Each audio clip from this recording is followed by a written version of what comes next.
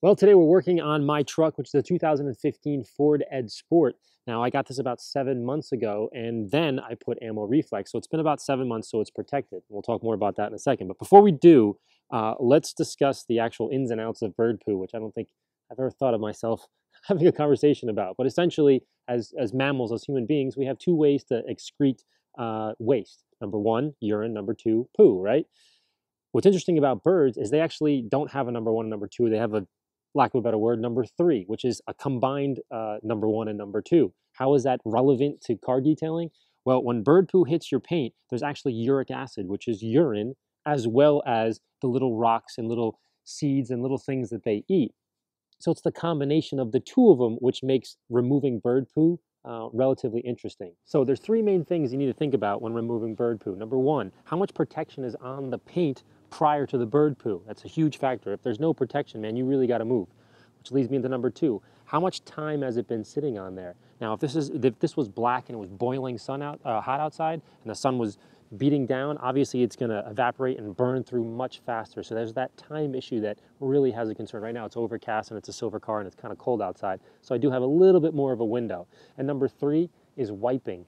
There's really no wiping action you want to take, or at least at minimum amount of wiping possible, because of the amount of rocks and little seed things that are in there.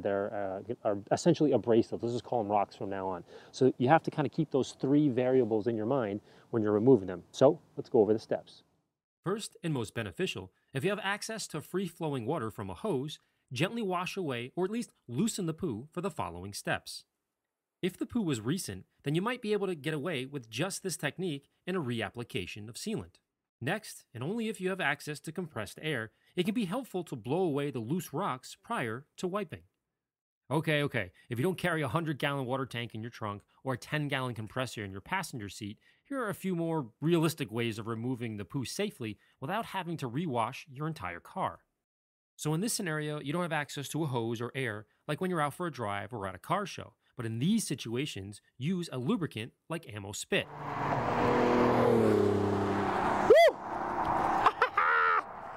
These products are typically referred to as spray waxes, but in reality, they're actually spray lubricants. Think of Spit as an emergency tool like a Swiss Army knife. It stays in your car at all times and is used when contaminants need lubrication to be removed safely in a pinch. First, get close to the paint when pulling the trigger to help blow away the poo with pressure. As you can see, the sprayer knocked away most of the stuck-on poo. If your car is on a hill like mine, or you're working on a vertical panel, use a microfiber towel to catch and absorb the runoff spit and poo. For step 2, take a dry microfiber towel and add spray wax, aka lubricant, to an area about the same size as the stain. Gently place the towel over the stain and pour clean water over the same spot on top of the microfiber towel. Next, gently pat the top of the towel to encourage the fibers to pick up the poo, rocks, or seeds with minimal to little wiping at first.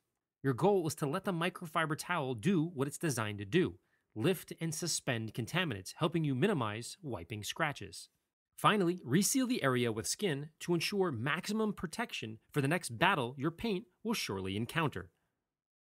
The bottom line is this: layering your paint with a consistent regimen will protect the clear coat from these annoying yet common issues of car ownership, but try to think of bird poo as simply good luck.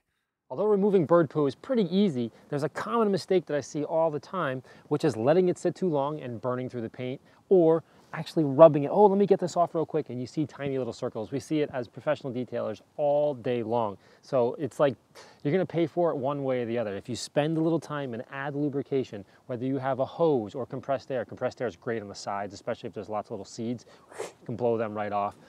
Or if you don't, like me, I just washed the car. It was looking great, and then sure enough, I come outside. I don't know what it is about shiny cars and birds, but I used a little bit of Spit Emergency Shine, which has a lot of lubrication in it. And of course, you can use a bottle of water just to kind of lubricate it. The big key here is to pick it up. Do not wipe. Don't let it sit there too long, and make sure you add protection like I just did when you're all done, and it should be pretty good. Remember, this isn't super complicated, but like anything in life, you're going to pay for it one way or the other. So spend a little time now so you don't have to sit there polishing it out later. If you have any more questions, shoot me an email, Larry@ammonyc.com. As always, thanks for watching. We'll see you next time.